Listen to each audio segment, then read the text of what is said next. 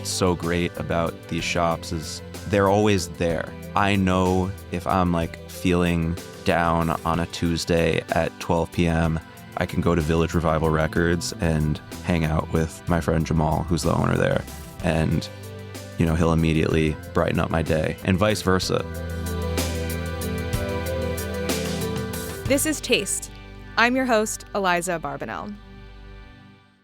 Nicholas Heller, better known as New York Nico, calls himself the unofficial talent scout of New York City, with over 1 million followers tuning in on Instagram to see his video dispatches from his hometown. Only these days, he's getting a little more legit, recently publishing the best-selling book New York Nico's Guide to NYC. It's a true insider's guide to beloved community businesses across the 5 boroughs, from almost 200-year-old bars to new school pizza spots. Nico says it's not really a guidebook, but a document of a city in transition, and it's so special to have him into the studio to discuss.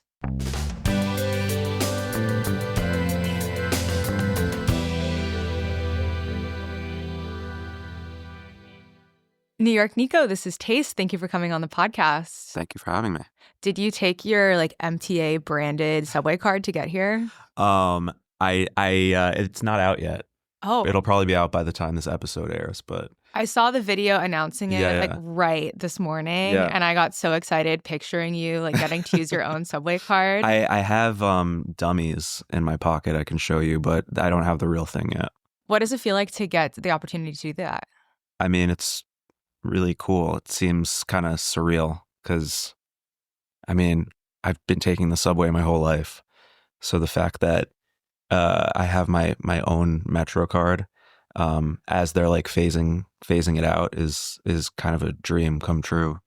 Yeah. Did you have lots of different ideas about what you wanted to put on it? I mean, I don't really show my face that often now that I'm promoting the book. I kind of have to, which I kind of hate, but once the book press sort of winds down, I guess I can go back in the shadows. But so for that reason, I knew that I didn't want myself on this card. I wanted to sort of spotlight some of my favorite New Yorkers. So you have 6 or 7 of some of my favorite people around the city, like Henry Yao from Army Navy Bag, and Dave of Old Jewish Men, and Big Time Tommy, Tiger Hood, Green Lady.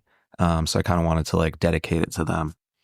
Yeah, I feel like they're almost known characters in the New York Nico expanded universe at this point. As someone who follows you, if I had to make a list of who I would imagine you would put on your subway card, I feel like I would have put most of those people on there. For sure.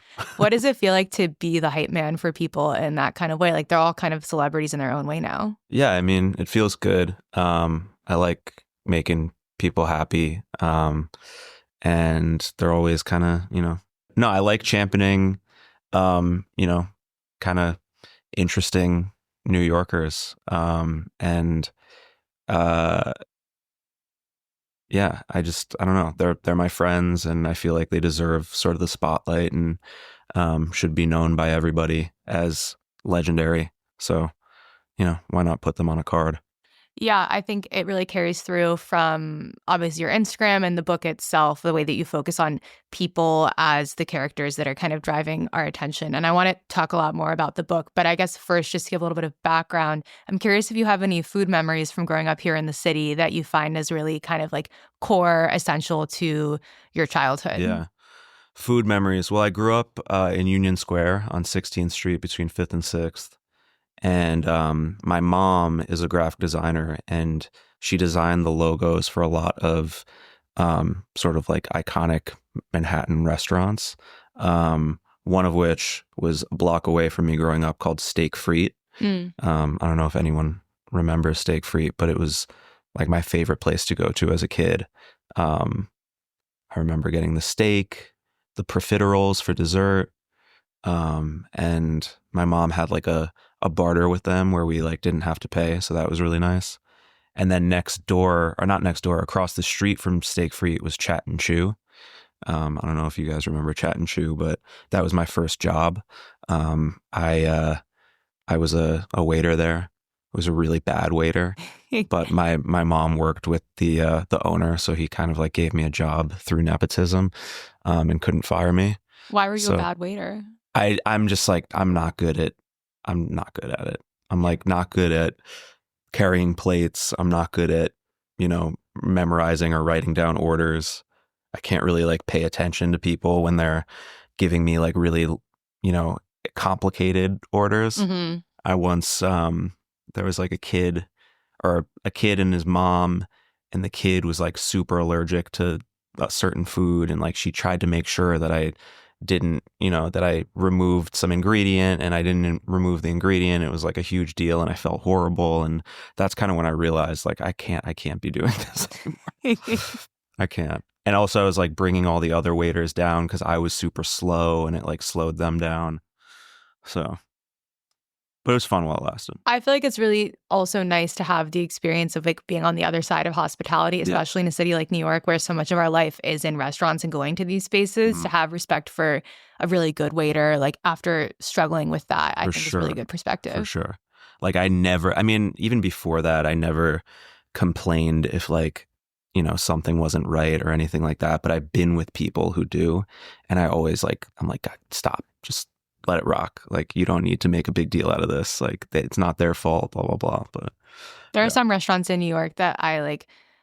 Not only will I not complain, but if other people are complaining, like I was at my like go-to Jamaican takeout spot, and this lady asked for a glass of water from the people working there who said no to her, and she turned to me and she was like, "Did they just say no?" And I was like, "Yep." Like, don't involve me in this beef. Like, I just want to get my patties and get out of here. Yeah, exactly.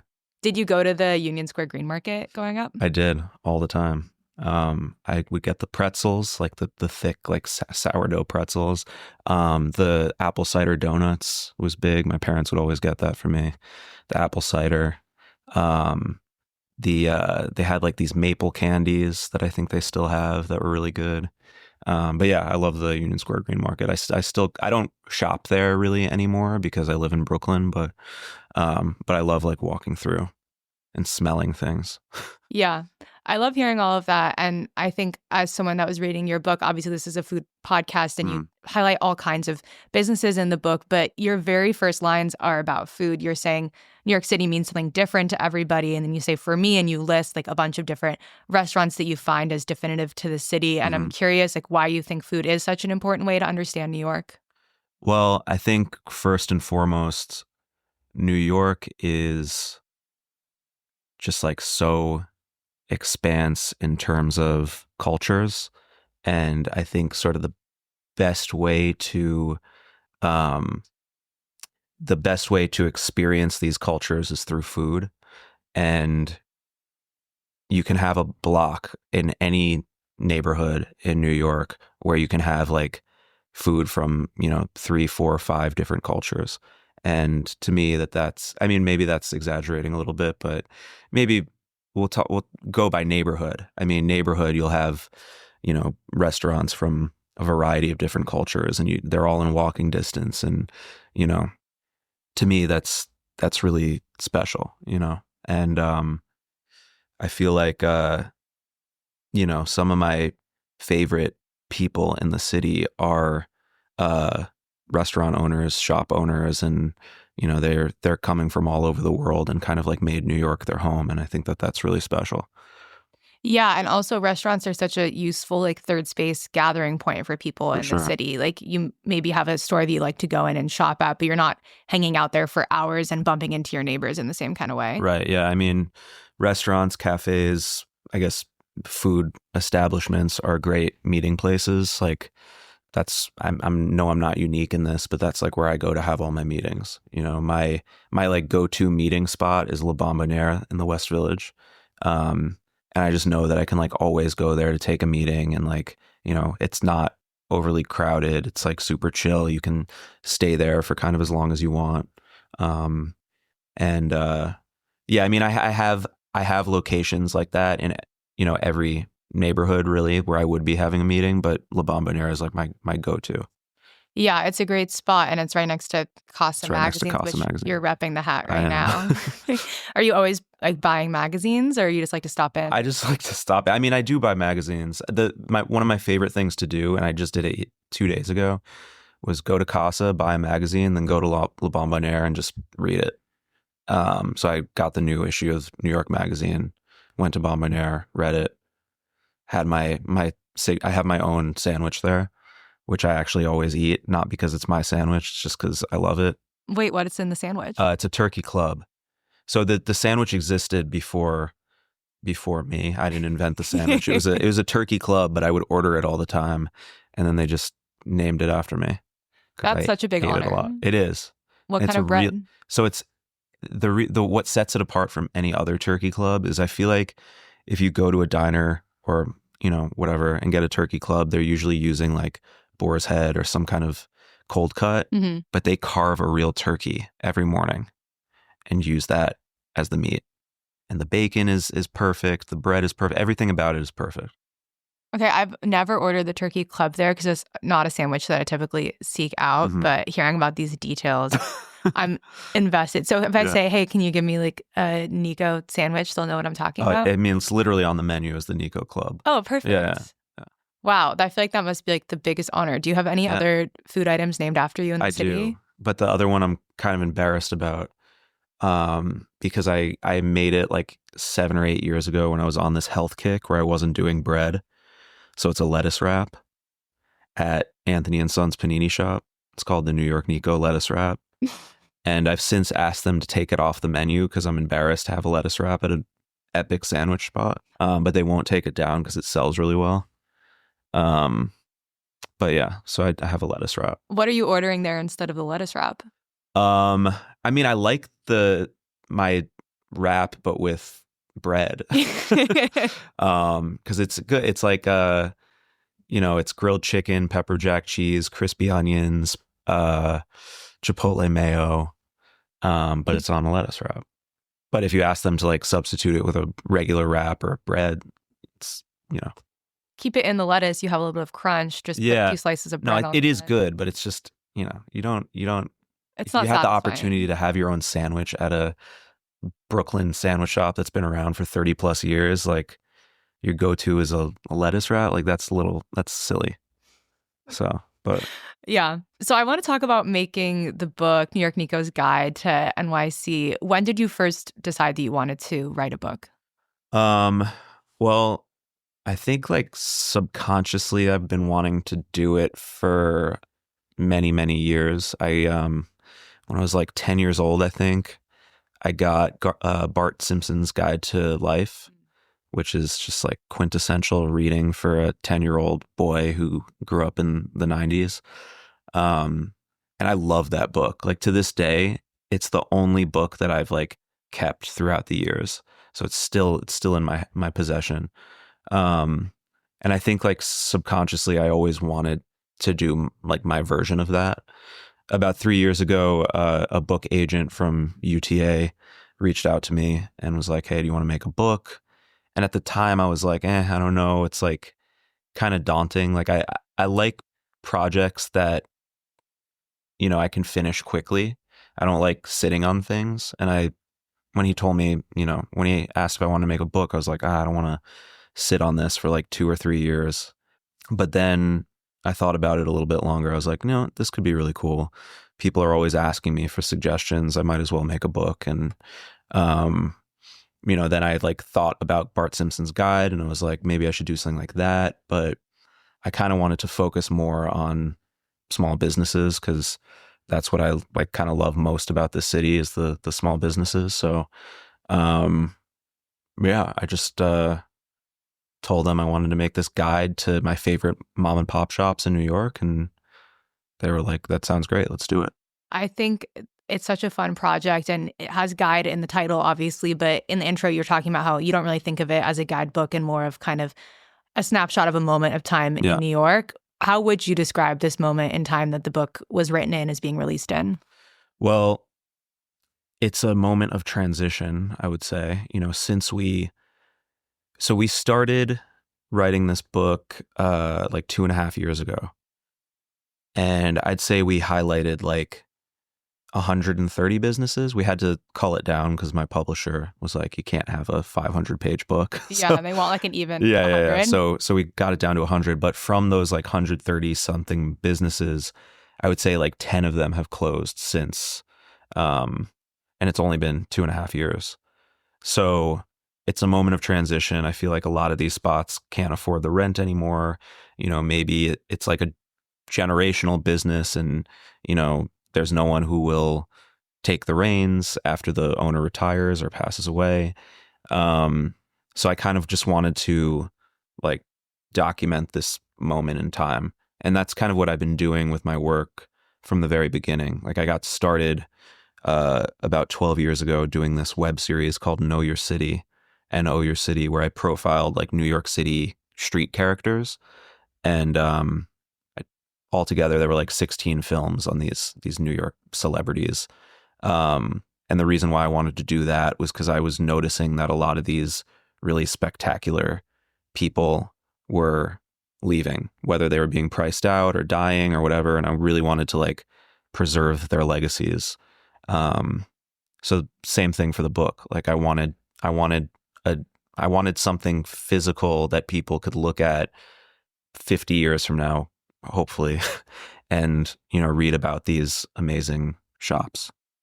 Yeah, I did notice while reading it, just knowing how long it takes to make a book, I feel like you probably go in knowing that some of the places are not going to be around. But Yeah. I'm in the Brooklyn section and I see Crest Hardware and my heart just gets like a little heavy. Yeah. I'm curious if there were any businesses that you included in the book that aren't open anymore that you wish you could like magically reopen again. Yeah. So there's 2 businesses that are in the top 100 in the book that are no longer open. We didn't have, they closed after we turned in the manuscript, and Crest Hardware and Ting's Gift Shop. And yeah, I mean, it's heartbreaking. Like Crest was such a amazing, magical place. It's like this huge hardware store that has a pig in the Franklin the pig in the back, Finley the parrot in the garden section.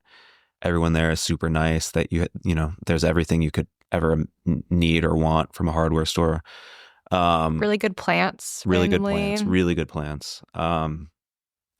But yeah, I mean, it's sad to see them go, but it's a part of life. Like we move on, and that's why most of the businesses in this book are older businesses, like 20, 30, 40, 200 years.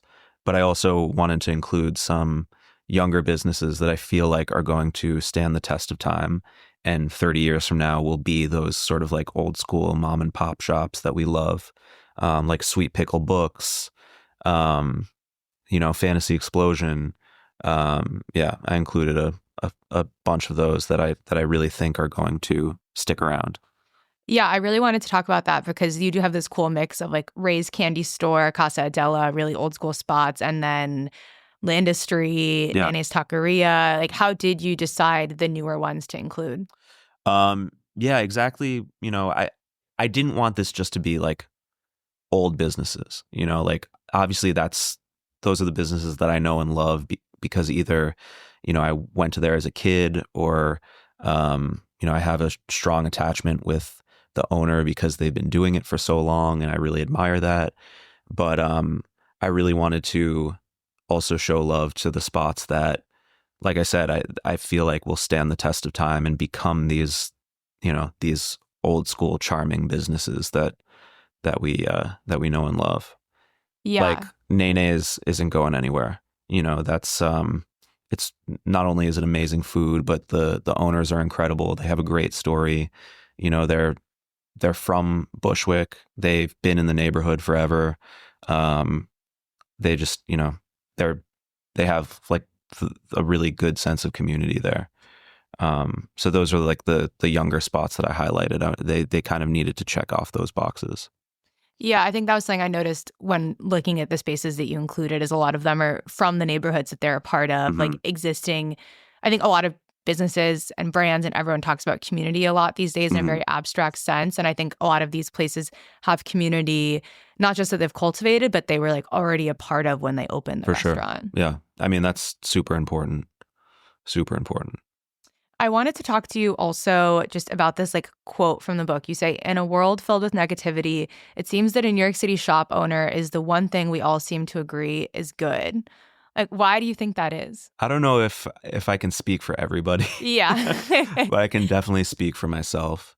I think what's so great about these shops is they're always there. Like I know if I'm like feeling down on a Tuesday at 12 p.m., I can go to Village Revival Records and hang out with my friend Jamal, who's the owner there. And, he'll immediately brighten up my day and vice versa. Like sometimes he'll be in a bad mood and I'll be around and cheer him up. Um, but you can't really do that with friends, like friends are all over the place. They're not in one spot, all day. But these shop owners, they're there all day. You know where to find them. I don't know. For me personally, I've just like built a very strong bond with a lot of these shop owners. And a lot of it, is because I was able to help them during the pandemic when they were struggling. And, through that whole process, it gets kind of emotional. So we were able to build like really strong connections through that. And, yeah, I'm just like, it's awesome to be able to like be in pretty much any neighborhood in New York City and know that there's a place that I can go to like talk shit or, have food with somebody or whatever. And yeah. So I think in that sentence I was speaking for everybody, but really I was just speaking for myself and hoping that other people feel the same way. I mean, I think what you're saying is really true, but you also have this other perspective where you have like over 1 million people that are following you on social media, where you're often highlighting these small businesses and you're seeing the response that you get when you share like Henry from Army Navy bags. Like, I think that it's either people who like these spaces already and like to see them being championed, or it's people who are just drawn to the fact that there's so much individuality in this entrepreneurship. Like, I think when you leave New York and you're in other cities, there's just more chain stores. There's less like independence. And I think that like the small business owners are really shaping like the New York that a lot of people exist in. And that's like this other cool element of it too. Yeah. You just said it better than I ever could say it. I mean, you already said it. I just synthesized it and I'm spitting it back out to you. Yeah. No, because I get asked that question a lot. Like, what makes these businesses so great? And it's like, I don't know. It's hard for me to explain, but you made a good point. It's like, you go to the middle of, America and it's just like these chain stores and the people that work there, maybe they're cool, but like they don't have like an appreciation for the shop the way that these small business owners do. And, yeah, it's just, it's special. They're special people. Yeah, I think like a chain store, like you don't have the opportunity to really shape what you're doing for the community that you're in and a part of. And I think a lot of the things that people want out of like the future of America, the future of the world is like a walkable city where they can see people in their community and, get a good cup of coffee or something like that. And that's what New York ultimately has to offer. Right. It's so going back to Casa or even La Bombonera, if we want to focus on food, but they've been in the neighborhood for so long and they're not from New York, like Gus came from Greece, Marina came from Peru, and then you go to Casa, Ali came from Pakistan. They've only been here for maybe less than half their life, but they're as New York as it gets because they've been so a part of the community, and the people that come in, I can tell have just like rubbed off on them. If you've been in a business for 30 years in one neighborhood, like the people rub off on you and you become like them. And it's a beautiful thing. Yeah, I love that idea. I think that's really true. And again, if we're talking about restaurants, something that I really love about New York restaurants is like, I was just at B&H Dairy over the weekend. I grew up going to Jewish delis in LA, which is where I'm from. And I can walk into B&H and I can order like the best deli food, like completely in Spanish. And I feel like that's such a New York thing to have like someone that's not from the community that is like repping that community so well and preserving that culture. Well, my favorite thing about Bombonniere is it's a French. It's French, La Bombonniere, French. I mean, they don't serve French food, but I guess at one point, it's been around for almost 100 years. So I guess at one point they were serving French food. I don't know. But it's French. It's owned by a Greek guy and a Peruvian woman, and all the cooks are Mexican. It's kind of like a microcosm of New York. It's like you got cultures from all over the place, kind of like, Voltron. Something I wanted to talk about is just like what it's like to be sharing characters and people across New York for so long. I feel like when I first moved to New York 8 years ago, definitely seeing stuff on your Instagram was like a way that I would kind of just understand the city in different ways. And now, like, I'll be walking through the West Village and I'll see Patrick Barr, like, AKA Tiger Hood, like, shooting milk carton golf. And that's the one that I wouldn't have known about if it wasn't through your videos. Yeah. Like, what does it feel like to have this platform to be able to share people and also to become, like, known as a character yourself as it's grown? I mean, I love it. That's like, even before the Instagram, that's what I was trying to do. With that web series I was talking about, Know Your City, the whole point of it was to put a spotlight on these incredible individuals who you might be like too afraid to go and talk to. But that's kind of what it's really all about. And now that I'm doing like, I mean, I got started as a commercial director before all of this, and being able to get my people jobs in like commercial work and film work and stuff is really cool, because it's like, to me, they're performers in one way or the other, and being able to take their talents and like put it on the screen is really cool, and they love it. And a few people have like launched careers out of that, which is like really special. Yeah, like that Katz's Deli spot you just shot. Yeah. What was it like shooting in Katz's? It was chaotic because they were open. And Katz's is probably the busiest place on the planet. By the way, Katz's, obviously it's a tourist trap, but I feel like it deserves the hype that it gets. Yeah. I love Katz's. I think, in my personal opinion, it has the best pastrami in New York. And like the vibe inside Katz's is unbeatable.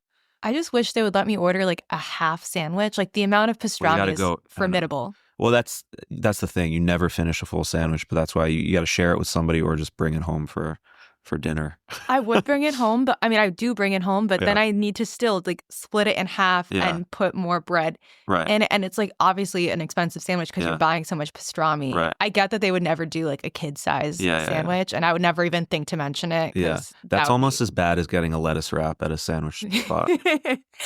Hey, can you just give me less pastrami? Yeah. No, they would not be happy about that. So is it true that you shot that in exchange for getting to have your wedding at Katz's? Yeah, well, for a discount, yeah. Yeah? Did it already happen or not yet? No, not yet. Is it just going to be like pastrami wedding cake? That's a great idea. I didn't think about that. I think we're going to get a real wedding cake, but no, I think there will be a lot of pastrami and corned beef.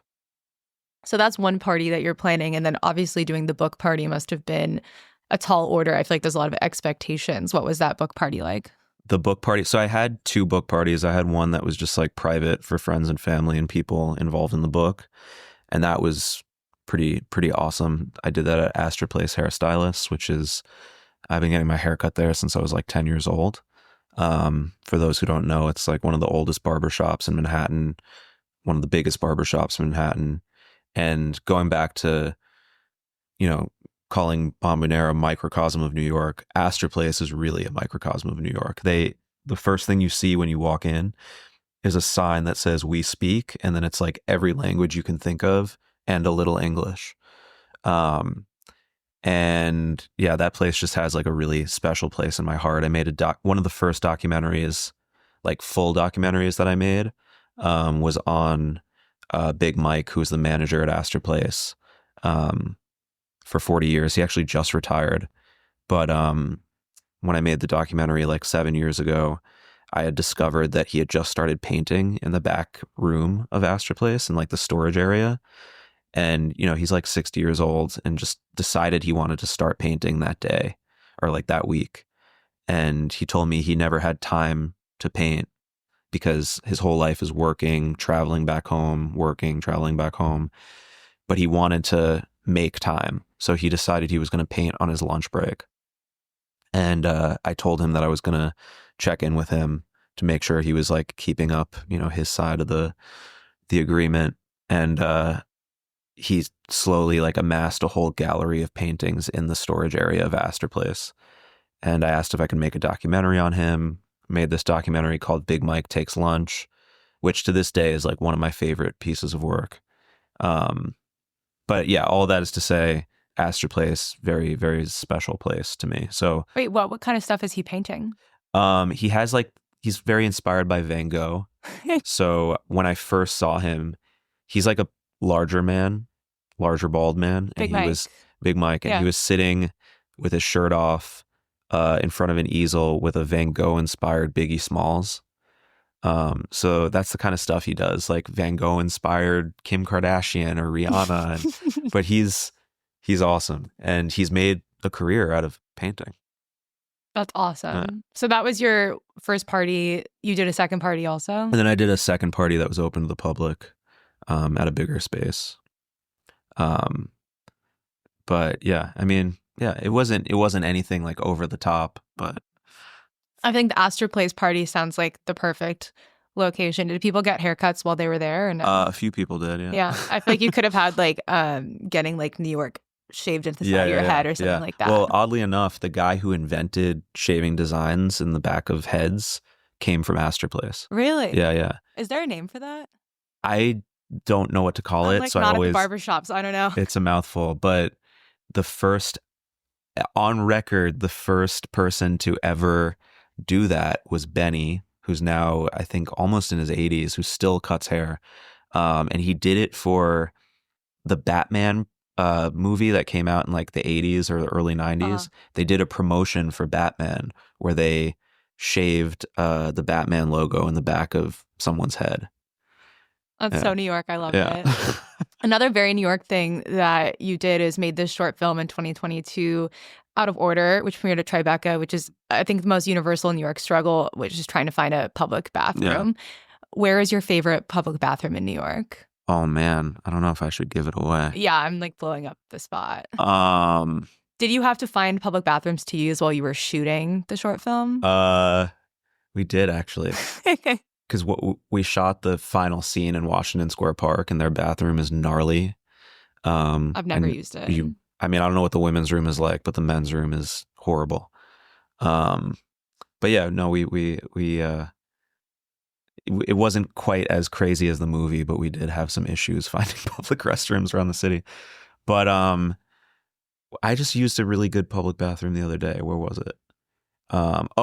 Dallas Barbecue on like 20th Street on the west side, or 19th Street on the west side. Yeah. Good public bathroom. I like how that's also like not a public bathroom, it's a private business, but everyone is just like, if it's close to the door. Yeah. I feel like in the East Village, there's a ton of bars that I know about, like the Empayone on First Ave has a side entrance. So if you don't want to have to like walk past the bartender and use the bathroom and leave, you can go in the side door and then get out that way. We got to get rid, like there's always, and even me, like someone who made a whole film about it. Like there's shame in walking past the host or the hostess and just going directly to the bathroom. Like I know they know what I'm doing, and there's shame in that. I wish there wasn't shame in that.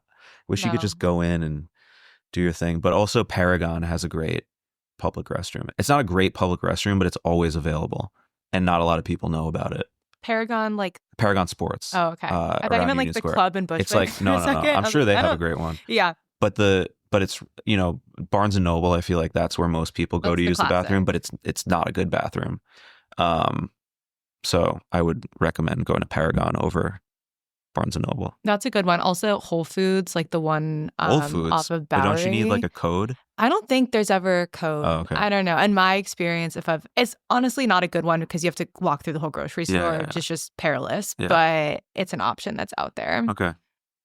So to close today, I want to play a little rapid fire, like taste check game where I'm going to ask you to play favorites. But before that, I'm curious if there are any like projects on your radar or things coming up that you'd want to shout out. I just shot a short documentary on this past year's New York City Marathon, where I followed 4 really incredible runners. So we're working on that and hopefully going to have it ready by the summer. How did you follow them? Were you running? No. Well, it was mostly like leading up to the marathon. We shot the marathon as well, but most of their story comes from prior to running. I love the New York City Marathon. It's one of my favorite days. Yeah. I'm always truly crying like the whole year. Yeah.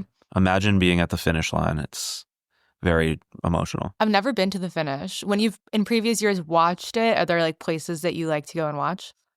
I mean, I don't think I can watch it from anywhere else after being at the finish line the last 2 years because Yeah. it's still amazing, but like the amount of emotion of that comes with people crossing the finish line and like achieving their goal is really amazing. Wow, I feel like next time I need to go to the finish. I live in like Fort Greene Uh-huh. area and everyone runs right up Lafayette and it's a really good part of the race to Yeah. watch it at because everyone's feeling good around like mile 8. There's the gospel choir on St. James. Like Yeah. it has really good vibes, but I've never been moved to the point of going into the city to Yeah. catch the end. You But got to. now I think I'm missing out Yeah. maybe. Yeah. Oh yeah. Okay, are you ready for the Yes. rapid fire? But I'm telling you right now, if you're gonna ask me for favorites, I don't think I can give you those answers because that's like naming your favorite kid. But I can give you. Okay, we'll see how it goes. Okay, we'll see how it goes. They're not all favorites Because I've just like, been getting asked that question a lot, and I feel like I disappoint because I'm like I can't give you. You're my like, favorite. I just gave 100 of my favorite places and asked me to choose from that. Okay, we'll see how it goes. Okay, favorite borough now. Come on. You can't ask that. Okay, don't even answer it. I will say, like, obviously, like I'm born and raised in Manhattan. I live in Brooklyn. I love the two for different reasons, but then I love all the other boroughs for different reasons as well. Yeah. I mean, I don't spend much time in Staten Island, but there are places in Staten Island that I truly love. Like one of my favorite taverns is in Staten Island. Some of my favorite pizza is in Staten Island. Really good Sri Lankan food in Staten Island. Yeah, La Cruana. They're in the book as well. So yeah, and I also love going to baseball games at the stadium they have over there. So I love every borough for different reasons. Yeah, I would like jeopardize your future run for mayor if I made you choose a favorite borough. You can't. It's terrible. It's terrible. Okay. Your like go-to parts of the city to walk around if you want to be like shooting videos for the day. Yeah, I mean, I think around Washington Square Park, Greenwich Village. I have like my route when I have nothing else going on. Like I love going to the park, going to Village Revival, seeing Jamal, going to the West Village, go to Casa Magazine, see Ali, go to La Bomboniere. That's kind of like, yeah, that's kind of like a perfect day. Yeah. Yeah. I'm curious if there are any like types of content or videos that like when you see them, they're going to perform really well. Yes, definitely. But it's been harder with the way the algorithm's been working. They've really kind of shifted it quite a bit. So it's harder to know when things are going to really perform well. Yeah. Like over the summer I was doing like 60-second video profiles on some stories that I personally thought were incredible, like a story on stickball in the Bronx or a story on handball in Manhattan, and I spent a lot of time on it and it just didn't perform well. And I was like, it's kind of disappointing because this is such a great story, but I think with the way the algorithm's been working and people's attention span, it didn't really work the way I was hoping it would. Yeah. But what I will say is food content does really, really well. People love seeing food being made. Like pizza being made? Pizza being made, pastries being made.